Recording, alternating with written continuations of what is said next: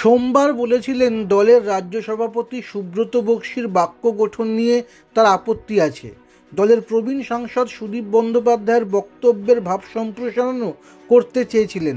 দলের মন্ত্রী ফিরহাদ হাকিমকে মনে করিয়ে দিয়েছিলেন অধুনা জেলবন্দি মন্ত্রীকে নিয়ে তিনি প্রথম প্রশ্ন তুলেছিলেন। দ্ব্যর্থহীন ভাষায় অভিমত প্রকাশ করেছিলেন নবীন বরণে। মঙ্গলবার তিনিই বললেন, ইস্যুভিত্তিক মতপার্থক্য থাকতেই পারে, কিন্তু তৃণমূল লড়াইয়ের ময়দানে ঐক্যবদ্ধ। মমতা বন্দ্যোপাধ্যায় নেত্রী, অভিষেক বন্দ্যোপাধ্যায় সেনাপতি। যেখানে সুব্রত বক্সির মতো সিনিয়র নেতারা রয়েছেন, সবাই যখন ঐক্যবদ্ধ হয়ে লড়াইয়ের ময়দানে দাঁড়াবেন তখন আর কাউকে খুঁজে পাওয়া যাবে না। সোমবার তৃণমূলের প্রতিষ্ঠা দিবসের রিংটোন ছিল দ্বন্দ্বমূলক। মঙ্গলবারের বাঁশির সুর আবার ঐক্য।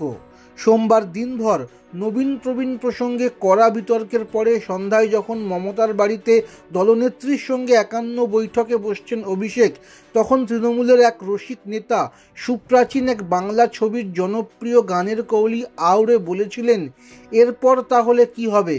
তোর হাত ধর, প্রতিজ্ঞা কর, চিরদিন তোরা বন্ধু হয়ে থাকবি। এটাই তো।